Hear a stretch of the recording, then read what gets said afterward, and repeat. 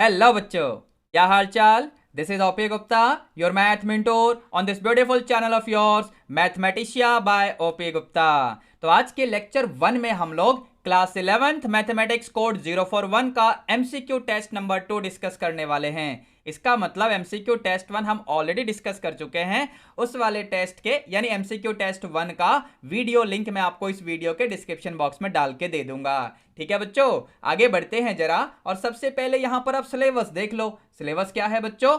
Full syllabus for 2022-23 academic session के लिए। ठीक है बच्चों, अगर अभी तक आप लोगों ने हमारी मैथ मिशन बुक परचेज नहीं की है और आपके एग्जाम्स में टाइम है तो हमारी ये बुक आप परचेज कर सकते हो। फ्लिपकार्ट के ऊपर भी मिल जाएगी, लेकिन डिस्काउंटेड प्राइस के लिए आप लोग मुझे व्हाट्सएप कर सकते हैं। व्हाट्सएप नंबर क्या होगा, एक बार जरा पिंड कमेंट चेक कर लेना या फिर वीडियो का डिस्क्रिप्शन बॉक्स चेक कर लेना, आपको डिटेल्स मिल जाएंगी। ठीक है बच्चों, चलिए आगे बढ़ते हैं जरा। और सबसे पहले इस चैनल को सब्सक्राइब करके बेल नोटिफिकेशन प्रेस कर लो, वीडियो को लाइक करके अपने सभी क्लासमेट्स को भी शेयर कर दो। ठीक है ना, ताकि हर इंपॉर्टेंट लेक्चर की अपडेट आप लोगों को टाइम टू टाइम मिलती रहे, आप लोग कोई भी लेक्चर मिस ना कर पाए। ठीक है जी। अच्छा, इससे पहले कि हम आगे बढ़ें, यहां पर थोड़ी सी इंस्ट्रक्शन है इस टेस्ट के डिस्कशन से पहले। जैसा कि आप देख पा रहे हैं, क्लास 11th यानी standard 11th subject mathematics code 041, maximum marks 40, time allowed will be 1 hour. यहां पर आप लोग मेरी मैथमेटिक्स क्लास के बारे में डिटेल भी देख पा रहे होंगे। Advance math classes at think academy Najafgarh, इसका एड्रेस आपको यहां पर डिस्प्ले हो रहा होगा। अगर आप लोग चाहें तो क्लास 12th में हमारी क्लास को भी ज्वाइन कर सकते हैं, ताकि आप लोग अच्छे तरीके से अपनी प्रिपरेशन कर सकें नेक्स्ट ईयर यानी 2024 के बोर्ड एग्जामिनेशन और डिफरेंट एंट्रेंस एग्जामिनेशन के लिए। ठीक है बच्चों, यहां पर बॉटम में आपको एड्रेस डिटेल्स भी दिख रही होंगी और ये मेरा फोन नंबर भी आपको दिख ही रहा होगा। ठीक है ना। आपके टेस्ट में आगे बढ़ने से पहले यहां पर आप पढ़ लीजिए क्या लिखा हुआ है। Question number 1 to 40 will carry 1 mark each. Select correct option in each of the question from 1 to 40। ठीक है ना, चलिए आगे बढ़ते हैं जरा। बट एक बात और सुन लो, इस टेस्ट का पीडीएफ लिंक आपको इस वीडियो के डिस्क्रिप्शन बॉक्स में मिल जाएगा। ठीक है, तो अगर आप चाहें तो सबसे पहले टेस्ट को अटेम्प्ट करो, उसके बाद इस लेक्चर को कंटिन्यू करो। चलिए बच्चों, क्वेश्चन 1 से अपने टेस्ट का डिस्कशन स्टार्ट कर लेते हैं। तो यहां पर क्या है बच्चों, acute angle between the two lines. ये आपकी फर्स्ट लाइन है और ये आपकी सेकंड लाइन है। इन दोनों के बीच का एक्यूट एंगल क्या होगा, हमें ये निकालना है। तो यहां पर स्क्रीन पे आप देखो, फटाफट आपके लिए एक छोटा सा फॉर्मूला आ गया। तो यहां पर कंपैरिजन करते हुए दोनों लाइंस के आपको स्लोप की वैल्यू मिल जाएगी। देखो, इसे आप स्लोप m1 बोल दो क्योंकि फर्स्ट लाइन है, और इसे आप स्लोप m2 बोल दो क्योंकि सेकंड लाइन है। अब दो लाइंस के स्लोप की वैल्यू अगर मुझे पता हो तो उनके बीच का एक्यूट एंगल निकालने का फॉर्मूला भी आपके स्क्रीन पे आ गया है बच्चों। ठीक है ना। अब इस फॉर्मूले का यूज करते हुए यहां पर अगर हम एंगल निकालेंगे तो ये बनेगा tan theta equals m1 minus m2, यानी ये रहा m1 माइनस m2। ठीक है बच्चों, और डिनोमिनेटर में क्या आएगा, 1 plus M one into m2। ठीक है बच्चों, और पूरे का मॉडुलस, क्योंकि हमें एक्यूट एंगल निकालने के लिए बोला गया है। ठीक है ना। न्यूमरेटर में अगर आप सिंप्लीफाई करेंगे, ब्रैकेट को ओपन करो, 2 कैंसल हो जाएगा, आपको मिलेगा -2√3। ठीक है बच्चों, डिनोमिनेटर में 1 प्लस, देखो यहां पर ध्यान से a minus B A plus B, यानी a square minus B square. समझे, √3 का स्क्वायर तो 3 ही रहेगा ना, और 2 का स्क्वायर तो 4 हो गया। तो डिनोमिनेटर में आपको 2 मिलेगा, ऊपर पहले से ही -2√3 है, यानी ये बनेगा -√3। -√3 का मतलब क्या हो गया बच्चों, ये मॉडुलस में है, तो यहां से आपको tan थीटा की वैल्यू मिलेगी √3, जिसका फर्दर मीनिंग ये हुआ कि थीटा आपको मिल जाएगा π/3। अब π/3 ऑप्शन ए में लिखा हुआ है, यानी क्वेश्चन 1 का ऑप्शन ए बिल्कुल ठीक हो गया बच्चों। ठीक है ना, अच्छा सा क्वेश्चन है। आगे बढ़ते हैं जरा क्वेश्चन नंबर 2 की तरफ। तो ये रहा क्वेश्चन 2। वेल, ये कौन से टॉपिक का है, चलिए पढ़ते हैं जरा। Runs scored by a batsman in his last 10 matches are given by this, what will be the range of this data. Basically ये चैप्टर नंबर 15 यानी स्टैटिक्स में से क्वेश्चन है। तो रेंज निकालने के लिए हम लोग क्या करते हैं, जो भी डाटा आपके पास है उसमें सबसे बड़ी वैल्यू माइनस सबसे छोटी वैल्यू, हम ये करते हैं बेटा।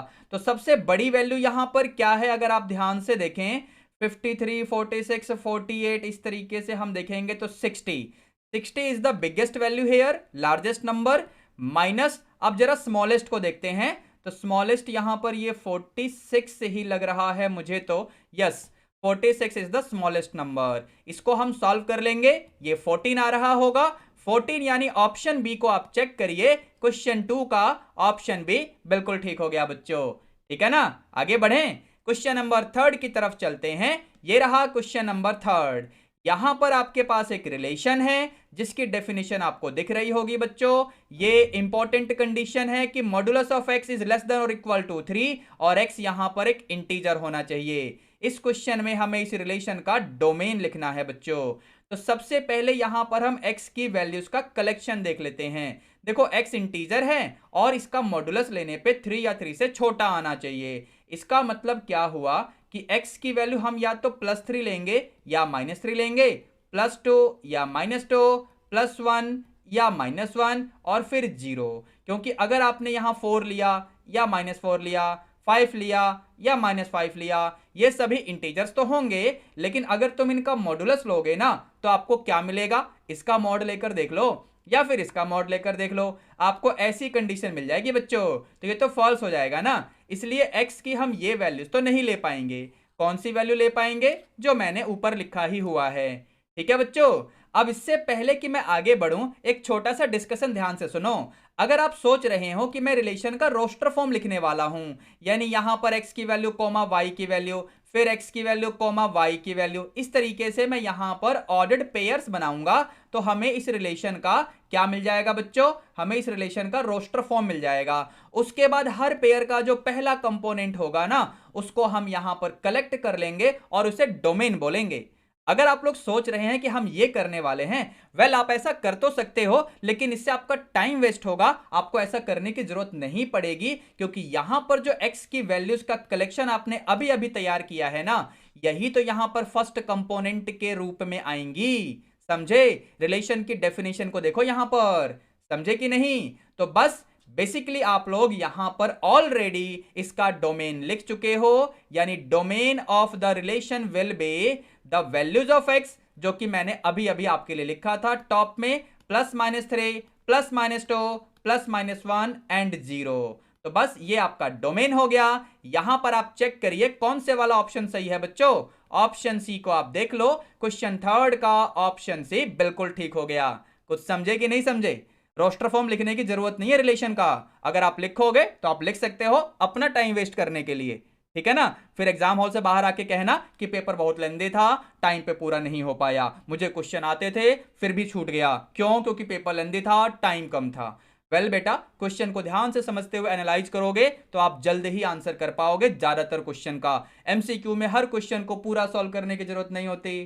ठीक है ना, चलिए आगे बढ़ते हैं जरा क्वेश्चन 4 की तरफ। तो यहां पर क्वेश्चन 4 में क्या है बच्चों, everybody in a room shake hands with everybody else, the total number of handshakes is 66। यहां पर टोटल नंबर ऑफ हैंडशेक्स आपको बताया हुआ है कि 66 होगा।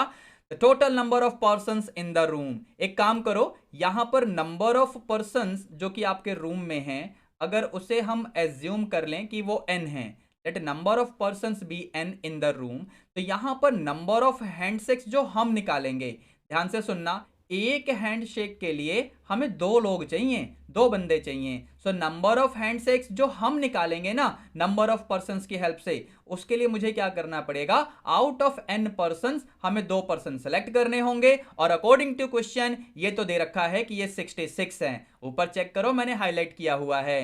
बस इसको सॉल्व करते हुए आपको n की वैल्यू निकालनी है। बट थोड़ी देर पहले मैंने आपसे कहा था ना पिछले क्वेश्चन में कि हर क्वेश्चन को सॉल्व करने की जरूरत नहीं होती, यहां पर मैं ऑप्शंस को एनालाइज कर लूंगा। ध्यान से सुनना, ऑप्शन ए में क्या है बच्चों, 11, तो अगर मैं 11 डाल दूं n की जगह, ऑप्शन ए में है 11, तो यहां पर अगर मैं n की जगह 11 डाल के 11c2 को कैलकुलेट करूं और ये 66 आएगा कि नहीं ये पता चल जाए, तो अकॉर्डिंगली मैं ऑप्शन ए को या तो करेक्ट आंसर बोलूंगा या फिर करेक्ट आंसर नहीं है तो फिर ऑप्शन बी को चेक करेंगे। चलिए पहले इसको चेक करते हैं। तो 11 इंटू 10 अपॉन यहां पर 2 इंटू 1, देखो इस तरीके से आएगा। इसको सॉल्व करोगे, कुछ भी कर लेना बच्चों, ये 66 तो नहीं आएगा। आपका मन करे तो आप चेक करके देख लो, ठीक है ना। अब इसी तरीके से अगर मैं ऑप्शन बी को चेक करूंगा, ऑप्शन सी को चेक करूंगा, तो हमारा काम नहीं होगा। अब इसके बाद जरा ऑप्शन डी को मैं चेक कर लेता हूं, जहां पर n की वैल्यू मुझे 12 लेनी पड़ेगी। सो 12c2 यानी 12 इंटू 11 अपॉन 2 फैक्टोरियल, इसको सॉल्व करना और ये 66 आएगा, 100% आएगा। इसका मतलब ये हुआ इस क्वेश्चन का ऑप्शन डी सही होने वाला है। क्वेश्चन 4 का ऑप्शन डी बिल्कुल ठीक होने वाला है। समझे बच्चों। अगर आप ऐसे नहीं करोगे तो एक काम करना, यहां पर डिटेल में सॉल्यूशन करने के लिए आपको इस वाले कंडीशन के पास जाना पड़ेगा। nc2 मतलब n into n minus 1 upon 2 factorial equal 66। इसको सिंप्लीफाई करो, आपके पास एक ना क्वाड्रेटिक इक्वेशन बनेगा जिसमें आप लोग मिडिल टर्म ब्रेक करोगे, फिर जाके आपको n की वैल्यू मिलेगी। काफी लंबा हो जाएगा ना, तो ऑप्शंस को एनालाइज करना सीखो। एमसीक्यू में हर क्वेश्चन को पूरा सॉल्व करने की जरूरत नहीं होती है, ध्यान रखना। आपको सिर्फ करेक्ट ऑप्शन और आंसर लिखना है, ठीक है। जैसे कि मैंने यहां पर लिखा D12, बस ये आपका आंसर हो गया इस क्वेश्चन का। That's it. आगे बढ़ें, क्वेश्चन 5 को देखते हैं जरा। क्वेश्चन 5 ये तो प्रोबेबिलिटी के ऊपर है। यहां पर हमें कुछ इवेंट्स दिए हुए हैं। P ऑफ E की वैल्यू ये है, P ऑफ F की वैल्यू ये है, P of E and F मतलब इंटरसेक्शन, ये भी दे रखा है आपको। आपसे P ऑफ E और F की वैल्यू पूछी गई है बच्चों। तो यहां पर फॉर्मूला देखो ध्यान से, हम क्या लिखेंगे, P ऑफ E और F equals P of A plus P of F minus P of E and F। बस यहां पर डायरेक्ट हमें वैल्यू पुट करनी है। ये आपका 3/8, ये आपका 1/2 और ये आपका 1/8। इसको सॉल्व करेंगे, 3/8 माइनस 1/8 यानी ये हो जाएगा 2/8 प्लस 1/2, बीच वाला एज इट इज, ये बनेगा आपका 1/4 प्लस 1/2। इसको सिंप्लीफाई करोगे तो आपको मिलेगा 3/4। 3/4 का मतलब ऑप्शन डी को आप चेक करिए। क्वेश्चन 5 का सॉल्यूशन आपके सामने आ गया है बच्चों, ठीक है ना। क्वेश्चन 6 की तरफ चलते हैं। ये रहा क्वेश्चन नंबर 6। यहां पर हमें एक सेट दे रखा है जिसका एलिमेंट आपको दिख रहा होगा। इसने पूछा है कि सेट एक कैसा सेट है, क्या ये नल सेट है। देखो कुछ बच्चे यहां पर इस फाई को देखकर कंफ्यूज हो जाएंगे और ऑप्शन ए को मार्क कर देंगे, और ये तो गलती हो जाएगी ना, क्योंकि यहां पर देखो फाई को इस ब्रैकेट के अंदर बंद करके तब सेट ए के इक्वल रखा गया है। मतलब यहां पर ये जो फाई है ना, it is acting as an element of set A, यानी number of element set A में 1 हुए, तो फिर ये कैसा सेट हुआ बच्चों, ये सिंगलटन सेट हुआ। इसका मतलब यहां पर ऑप्शन सी सही हो जाएगा क्वेश्चन नंबर 6 के लिए, ठीक है। आगे चलें क्वेश्चन 7 की तरफ। ये रहा क्वेश्चन 7 आपके लिए। यहां पर हमें एक सेट ए दिया हुआ है, फिर हमें एक सेट बी भी दे रखा है। आपसे नंबर ऑफ फंक्शन पूछा हुआ है जो कि सेट ए से सेट बी में डिफाइंड होगा। देखो छोटा सा फॉर्मूला है जो कि मैं आपको बता रहा हूं। अगर कोई भी फंक्शन ए से बी में डिफाइंड है तो आप ये पता करो कि सेट बी में कितने एलिमेंट हैं, ठीक है ना। फिर सेट ए में कितने एलिमेंट हैं, इस वाले जो नंबर ऑफ एलिमेंट की वैल्यू आई है ना, उसके पावर में इस वाले सेट के नंबर ऑफ एलिमेंट को लगा दो, बस आपका काम हो गया। तो यहां पर एन ऑफ ए की वैल्यू क्या है, चेक कर लो, 3 है। एन ऑफ बी की वैल्यू 2 है। तो यहां पर नंबर ऑफ फंक्शंस क्या हो जाएगा बच्चों, number of functions defined from A to B. ध्यान रखना ये इंपॉर्टेंट है कि कहां से कहां पर डिफाइंड है, defined from which set to which set, from A to B. तो बी के नंबर ऑफ एलिमेंट ये रहे, ए के नंबर ऑफ एलिमेंट ये रहे। पावर में किस तरीके से लगाया है ध्यान रखना, 2 की पावर 3 यानी 8, यानी यहां पर ऑप्शन बी को आप चेक करो। क्वेश्चन 7 का ऑप्शन बी बिल्कुल ठीक हो गया बच्चों। कंसेप्ट याद रखना, कंसेप्ट क्या बताया है, नंबर ऑफ फंक्शंस कैसे पता करते हैं, ठीक है बच्चों। आगे बढ़ते हैं, क्वेश्चन 8 को देखते हैं। क्वेश्चन 8 में हमें ट्रिग्नोमेट्री का क्वेश्चन मिला हुआ है, इसकी वैल्यू हमें फाइंड करनी है। कैसे होगा बच्चों, ध्यान से सुनना, सीकेंट ऑफ -1575 डिग्री, ठीक है बच्चों। इसे हम क्या लिखें, यहां पर मुझे एंगल को ब्रेक करना है, सीकेंट ऑफ 9 इंटू 180 करो, क्या आएगा बच्चों? ये आपका बनेगा -1620, ठीक है ना। इसमें +45 करोगे तो आपको -1575 डिग्री मिल जाएगा, समझे? तो बस मैंने ऐसे कर दिया। फाइनली हमारा आंसर तो ऐसा आना चाहिए, लेकिन पॉजिटिव या नेगेटिव, इसके लिए हम जाएंगे क्वाड्रेंट के पास। यहां पर ये क्या है बच्चों? दिस इज -9 पाई, 180 मतलब पाई, ठीक है ना।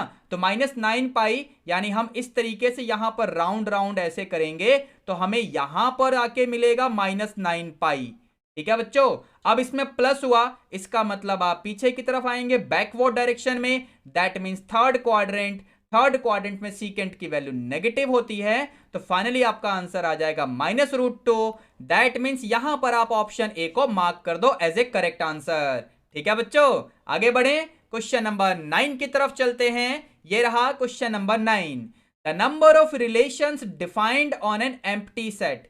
यहां पर नंबर ऑफ रिलेशन पूछा हुआ है, कौन से सेट पर? ऑन एन एम्प्टी सेट, यानी यहां पर अगर कोई सेट ए मैं ले लूं जिसमें एक भी एलिमेंट नहीं है, इसमें एक भी एलिमेंट नहीं है बच्चों, खाली है ये एम्प्टी सेट, तो यहां पर नंबर ऑफ रिलेशंस अगर मुझे निकालना हो तो यहां पर डायरेक्ट फॉर्मूला क्या बनेगा? 2 की पावर 0 दैट इज 1। कंसेप्ट क्या यूज किया मैंने, चलो आपको बता देता हूं। देखो, अगर कभी भी सेट ए के नंबर ऑफ एलिमेंट आपको पता है तो रिलेशन डिफाइंड ऑन सेट ए ये आएगा 2 की पावर में p क्रॉस p, इस तरीके से। बात समझ आई आपको? तो जैसा कि आपने देखा कि आपके इस क्वेश्चन में जो रिलेशन है वो एम्प्टी सेट पे डिफाइंड है। एम्प्टी सेट यानी यहां पर नंबर ऑफ एलिमेंट की वैल्यू क्या है? तो वो तो 0 है, तो यहां पर पावर में आपने 0 इंटू 0 किया या 0 किया, बात एक ही है। तो बेसिकली आपको एक ही रिलेशन मिलेगा जो कि एम्प्टी सेट के ऊपर डिफाइंड होगा, समझे? वैसे वो रिलेशन क्या होगा मुझे कमेंट करके बताना, उस रिलेशन की वैल्यू बताना जो कि एम्प्टी सेट के ऊपर डिफाइंड है। तो फिलहाल इस क्वेश्चन का option A will be the correct answer for question 9, ठीक है। आगे बढ़ें, क्वेश्चन नंबर 10 को देखते हैं बच्चों। यहां पर आपको एक सेट ए दिया हुआ है और ये बोला हुआ है कि n represents any member of set A. That means set ए के लिए स्मॉल n की वैल्यू हो जाएगी 1, 2 एंड 3, क्योंकि इसके मेंबर्स यानी एलिमेंट्स को स्मॉल n से रिप्रेजेंट किया हुआ है। फिर आगे बोल रहा है the roster form of a set containing element n+6। अब देखो, आपको एक ऐसा सेट लिखना है रोस्टर फॉर्म में जिसके एलिमेंट को n+6 से रिप्रेजेंट किया जाएगा। तो n+6 यानी 7, यहां पर चेक करो 8, यहां पर ये 9, यानी इसका रोस्टर फॉर्म हो जाएगा 7, 8, 9। इस तरीके से ऑप्शन बी में आपको दिख रहा होगा, यानी क्वेश्चन 10 का यहां पर करेक्ट आंसर क्या हो गया? ऑप्शन बी, ठीक है बच्चों। तो बच्चों इसी के साथ हम लोग लेक्चर 1 को यहीं पर वाइंड अप करेंगे एमसीक्यू टेस्ट नंबर 2 के लिए, ठीक है। लेक्चर 2 में बचे हुए क्वेश्चंस होंगे। वैसे ऑलरेडी मैं क्वेश्चन नंबर 36 से लेकर क्वेश्चन 40 तक के जो वीडियोज है ना असर्शन रीजन टाइप के क्वेश्चंस के, उनके लेक्चर में रिकॉर्ड करके चैनल पे डाल चुका हूं। अगर अभी तक आपने नहीं देखा है तो किस बात का वेट कर रहे हो, फटाफट जाके उन लेक्चर्स को भी देख लो। अपार्ट फ्रॉम दैट सभी इंपॉर्टेंट लेक्चर्स के वीडियोस आप लोगों को टाइम टू टाइम मिलते रहें, इसके लिए फटाफट इस चैनल को सब्सक्राइब कर लो ताकि इस क्वेश्चन का जवाब आप लोग यस में दे पाओ। चैनल को सब्सक्राइब करके बेल नोटिफिकेशन प्रेस कर लेना, वीडियो को लाइक करके अपने सभी क्लासमेट्स को भी शेयर कर देना, ठीक है बच्चों। चलिए मिलते हैं अब नेक्स्ट लेक्चर में। Till then be good, take care, all the best, thank you.